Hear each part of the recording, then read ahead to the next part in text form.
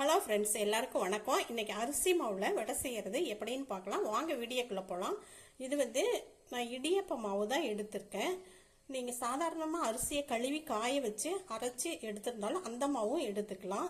அதுலேயும் நல்லா தான் வரும். நான் இந்த 1 கப் அரிசி மாவை ஒரு பாத்திரத்தில் சேர்க்குறேன். ஒரு கடாயில் சேர்க்குறேன்.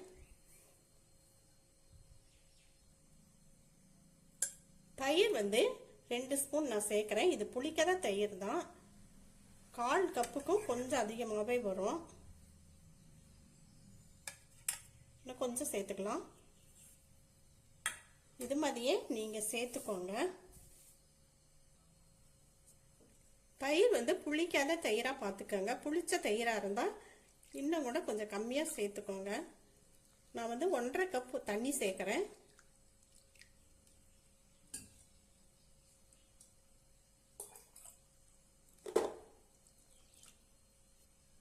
பொடியாக நறுக்குன சின்ன வெங்காயம், சின்னதாக 2 பச்சை மிளகாய்,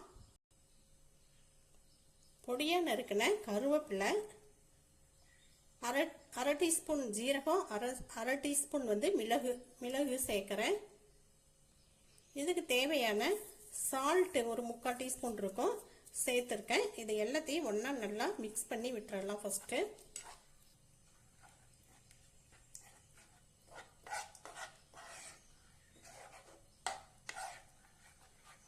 நல்லா கட்டி இல்லாமல் கரைச்சிக்கலாம்.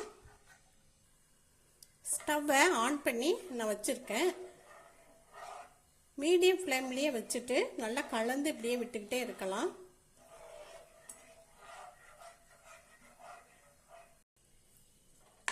நல்லா கொஞ்சம் கெட்டி பதம் வந்துருச்சு. நல்லா கட்டி இல்லாமல் இந்த சமயத்தில் இப்படி நல்லா பண்ணி விட்டுட்டு நல்லா கிளறி விட்டுக்கலாம். இன்னும் கொஞ்சம் கெட்டி ஆகணும்.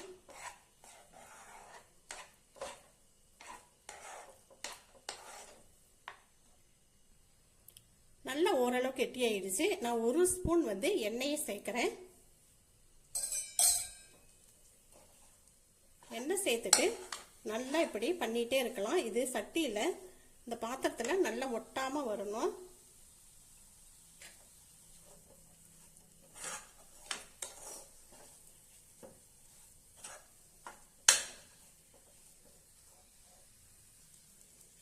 நல்லா பாருங்க, சுருண்டு வந்துருச்சு. நான்ஸ்டிக் வச்சுக்கோங்க, இல்லைன்னா அடி கனமான ஒரு பாத்திரமா எடுத்து வச்சுக்கோங்க.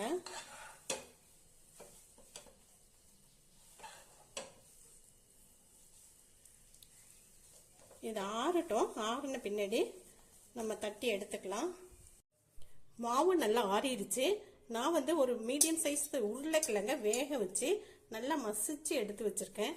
இது உங்களுக்கு ஆப்ஷன் தான். விருப்பப்பட்டீங்கன்னா நல்லாவே இருக்கும். இது போட்டு நம்ம செய்யும் பொழுது எல்லாத்தையும் நல்லா பிசைஞ்சு விட்டுக்கலாம்.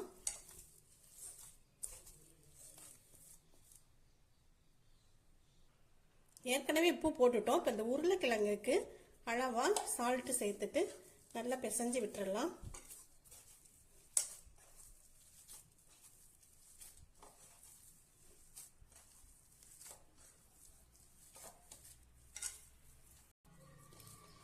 உப்பெல்லாம் கரெக்டாக இருக்கான்னு பார்த்துக்கோங்க. உங்களுக்கு நல்ல காரமாக சாப்பிடும் பொழுது நல்ல டேஸ்ட்டாக இருக்கும். நல்ல நம்ம உளுந்தில் இதில் செய்கிற மாதிரியே ரொம்ப நல்ல டேஸ்ட்டாகவே இருக்கும். நல்லா கொஞ்சம் சாஃப்ட் ஆகிற மாதிரி நல்லா பிசைஞ்சு விட்டுக்கோங்க.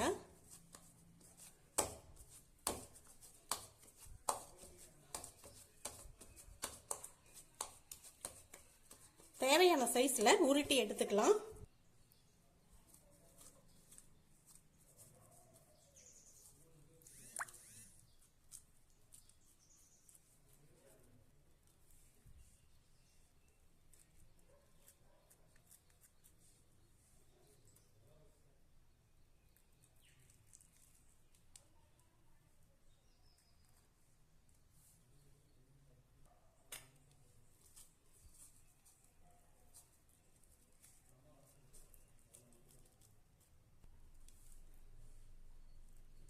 நல்லா லைட்டாக அப்படியே அழுத்திட்டு நம்ம வடைக்கு ஓட்டை போடுவோம்ல, அதே மாதிரி ஓட்டை போட்டுக்கலாம்.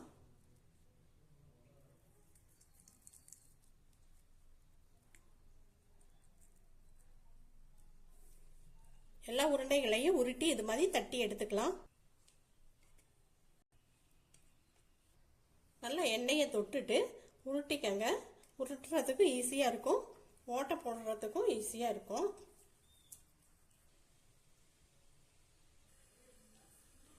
எல்லாத்தையும் தட்டியாச்சு. தட்டின பின்னாடி எண்ணெயை ஊற்றி ஸ்டவ்வில் ஒரு கடாயில் வச்சிடலாம்.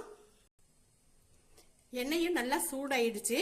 இப்போ ஒன்று ஒன்றா போட்டு பொரிச்சு எடுத்துக்கலாம்.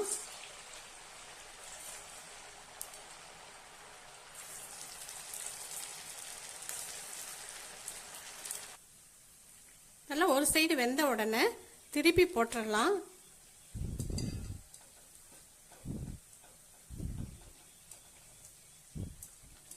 நல்லா இந்த உருளைக்கிழங்கும் அரிசி மாவும் சேரும் பொழுது ஒரு சாஃப்ட்னஸும் நல்ல ஒரு முறுமுறுப்பு தன்மையும் இருக்கும். இது ரொம்பவே நல்ல டேஸ்ட்டாக இருக்குங்க. ஒரு தடவை நீங்கள் ட்ரை பண்ணி பாருங்கள். பபிள்ஸ் எல்லாம் அடங்கி நல்லா வெந்துருச்சு. இப்போ இதையே எடுத்துடலாம்.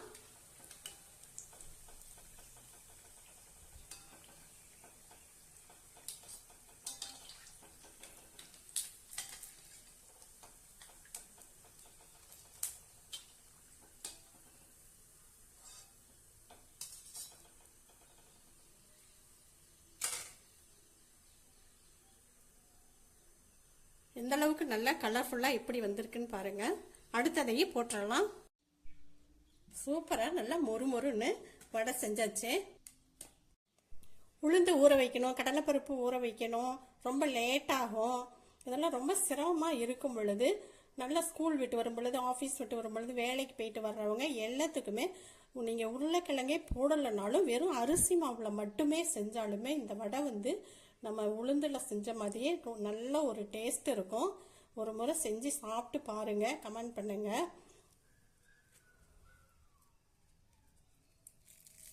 பாருங்க எப்படி நல்லா மொறுன்னு எப்படி வந்திருக்கு பாருங்க. உள்ளெல்லாம் நல்லா போலா எப்படி வந்திருக்கு பாருங்க.